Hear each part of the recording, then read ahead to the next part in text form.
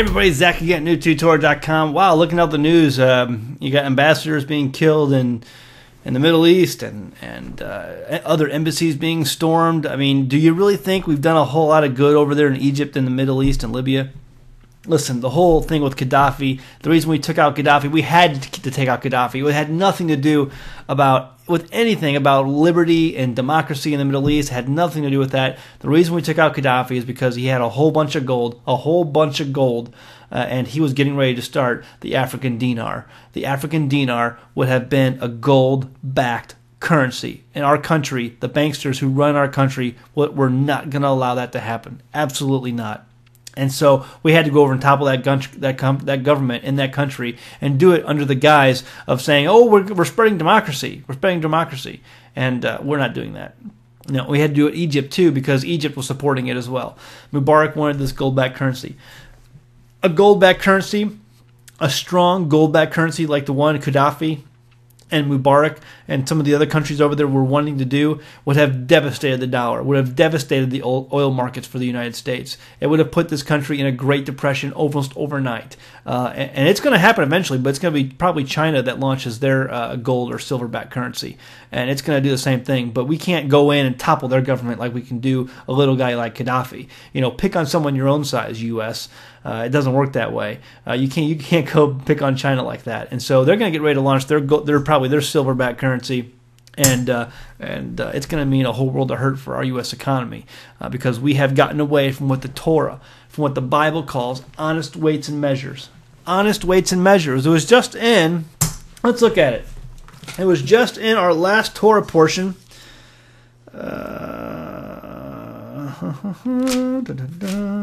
Yes, here, chapter 25 of Deuteronomy. Deuteronomy chapter 25.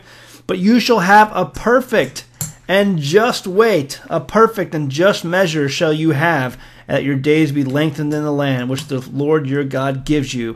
For all that do such things and all that do unrighteously are an abomination to the Lord.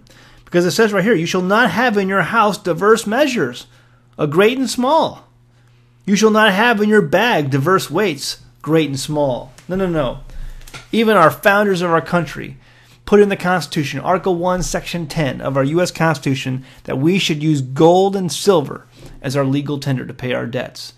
And we don't do that anymore today. Our country's currency isn't backed by anything, and the Father calls it an abomination. We have things that are valued day to day as nothing. It's basically a debt bill that you pay, and every time you buy something with it, it basically issues more debt. It's ridiculous. It's the most insane form of an economy that you can imagine, and the Father calls it an abomination. In fact, he calls it usury, and he calls usury an abomination in the book of Ezekiel.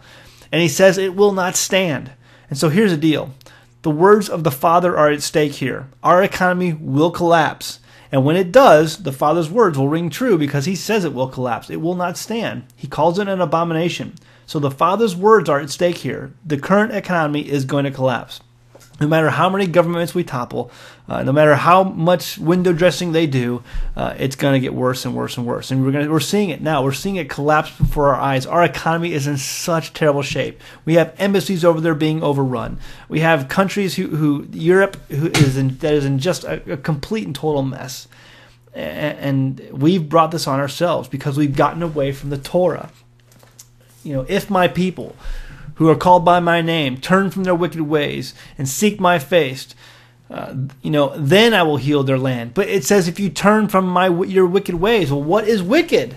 The Bible tells us those who do not follow his Torah are wicked. We have no idea what the Torah is anymore. We don't know it. We have no idea what his feast days are. We have no idea what his Shabbat is anymore.